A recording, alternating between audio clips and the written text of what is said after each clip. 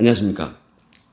국민에게 보고하다 김도우입니다. 오늘은 대깨문들아 확실히 이해시켜주마, 이러한 내용으로 방송을 하겠습니다. 여러분, 지금 중국 폐렴, 이 우한 폐렴 사태가 끝이 보이지 않고 있습니다. 아이들이 학원을 가지 못하고 개학을 하지 못해 집에 갇혀 있습니다. 육아를 하는 엄마는 도무지 쉴 틈이 없습니다. 아이들이 학원이라도 가 있거나 어린이집 또는 유치원이라도 가 있으면요, 조금 나을 건데 집에만 있으니 엄마들이 힘든 것입니다. 학교가 벌써 개학했을 시기인데 애들이 학교라도 가 있으면요, 그 시간에 엄마들이 집 정리도 조금 마음 편히 하고 지친 하루를 쉴 수가 있을 건데 전혀 지금 그럴 틈이 없는 것입니다. 사실 육아를 해보면요, 애들이 학교에 가 있는 그 몇 시간도 실제로는 금방 지나가 버립니다. 조금만 여유를 부리면요, 하고 싶었던 거 전혀 할 시간이 없고 그런 걸 하기에는 참 애매한 시간입니다. 스트레스 받고 힘든 거는 아이들도 마찬가지죠. 아이들이 지금 밖에 돌아다니면요, 면역력이 약하기 때문에 상당히 위험한 상황이죠. 학원도 못 가고 꼼짝없이 갇혀 있습니다. 그러니까 에너지를 풀 시간이 없어서 짜증을 많이 냅니다. 집에만 있으니까 놀 수 있는 것도 매우 제한적입니다. 그러다 보니 오빠나 언니가 동생이랑 싸우는 경우가 매우 많습니다. 저희 집에도 8살짜리 큰 아들이 있고 이제 새돌이 갓 지난 딸이 있습니다.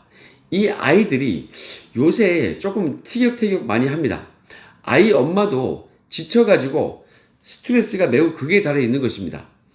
우리 큰 아들은 올해 8살이 되었기 때문에 드디어 초등학생이 되는가 싶더니 이거요, 개학이 연장이 되어가지고 실망이 큰 것 같습니다. 그마저 4월까지 연장이 된다, 이 개학이 연장이 된다, 이러한 소문도 들리고 있습니다. 이거 진짜 정부에서 뭘 하고 있는지 잘 모르겠습니다.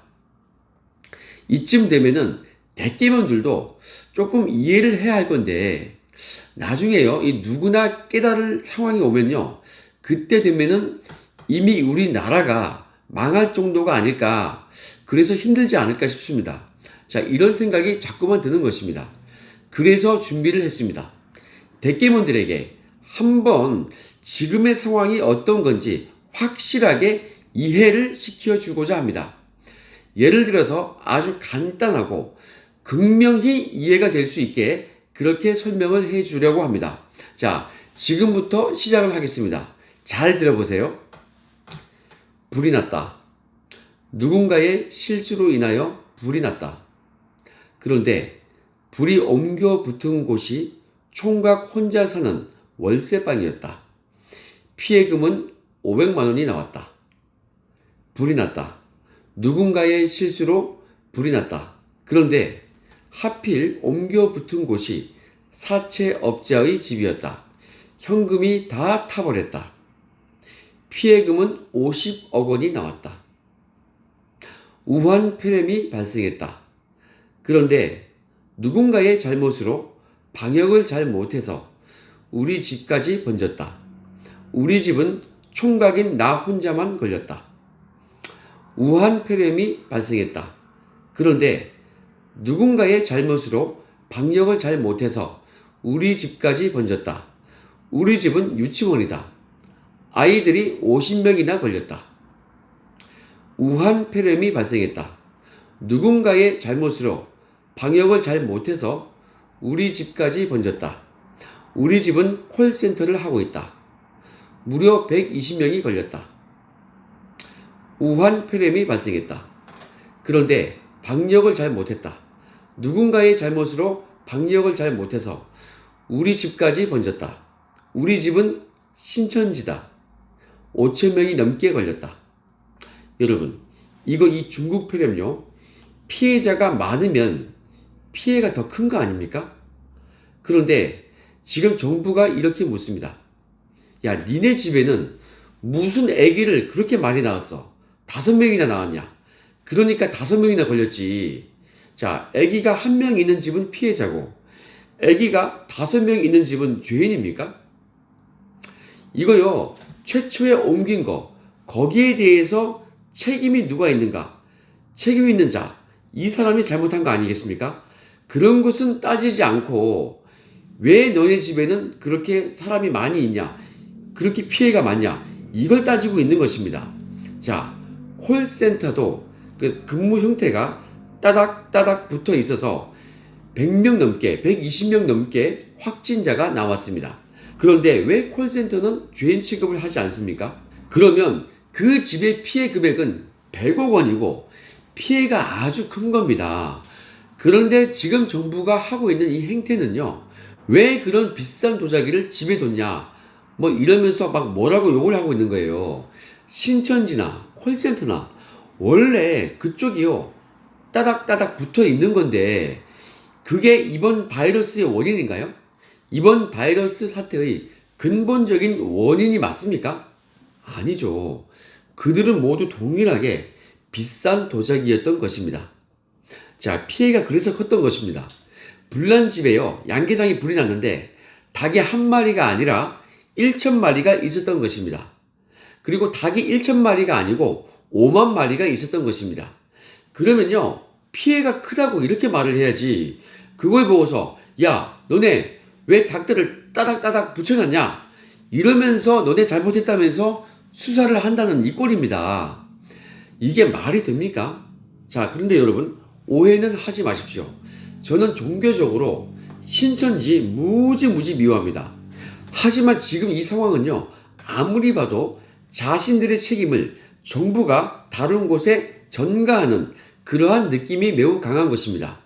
오늘 저의 지역에 있는 어떤 교회에 갔는데요, 이런 말이 나오고 있습니다. 신천지를 탄압하면서 종교 집회를 못하게 하고 그로 인해서 기독교 전체를 모이지 못하게 해서 아무래도 이 보수적인 색채가 강한 그러한 종교인 이 교회에 사람들이 모이지 못하게 하는 거 아니냐, 뭐 이런 의혹 제기를 몇몇 분이 하셨습니다. 듣고 보니 매우 일리가 있었습니다. 여러분들께서는 그런 생각 들지 않습니까? 자, 오늘은 제가 아주 쉬운 예를, 매우 비슷한 예를 들어가지고 지금 정부가 하고 있는 이러한 행태가 매우 잘못되었다, 이것을요, 비유 내지 비교를 해서 정말 쉽게 설명을 드린 것입니다. 자, 이렇게 간단하고 명확한 설명을 듣고도 책임 전가를 하고 있는 이 정부를 옹호하는 대깨문들이 있다면요, 참 이거 불쌍할 뿐이죠. 자, 그들은 아주 늦게 이것을 깨달을 것입니다. 그렇게 되면은 정말 이미 늦기 때문에 불쌍하다고 제가 말씀을 드리는 것입니다. 여러분, 오늘 이 영상을 많이 전파를 해 주시기 바랍니다. 자, 그리고 육아를 하시는 엄마분들께 그 노고에 심심한 위로의 말씀을 드립니다. 힘내시기 바랍니다. 그래서 저는 저희 지역구에요, 이렇게 육아에 지친 엄마들을 위해서 주말이라도 쉴 공간을 만들어 드리고자 합니다. 아이들이 엄마를 찾지 않고 편안하게 놀 수 있는 공간을 딱 만들어 놓고 그러면 엄마를 안 찾을 거 아니에요. 애들끼리 정말 놀 수 있게 안전하게 놀 수 있는 그런 곳을 한 건물의 어떤 장소에 만들어 놓고 바로 그 옆에 엄마들께서 문화생활을 즐길 수 있는 그런 여유를 느낄 수 있는 그런 편안한 공간을 만들어 드리고자 합니다. 전시회를 본다거나 미술 작품을 감상한다거나 뭐 그것도 싫으면요, 너무너무 지쳤다 그러면 그냥 편안하게 음악 감상을 하면서 차를 한 잔 마실 수 있는, 그리고 그런 같은 엄마들끼리 그런 입장을 공유하는 엄마들끼리 서로 정보도 공유하고 편안하게 서로 위로를 해줄 수 있는 그런 공간을 만들고자 하는 것입니다. 제가 아이들을 2명을 키우고 있다 보니까 엄마분들의 그 노고를 매우 잘 알고 있습니다. 아이 엄마분들께서는 정말 힘내시기 바랍니다. 조금만 참으시면 극복이 되지 않겠습니까? 자, 이 중국 폐렴이 빨리 끝나기를 기대하면서 오늘 방송은 여기까지 하겠습니다. 건강하고 행복한 하루 되시기 바랍니다. 감사합니다.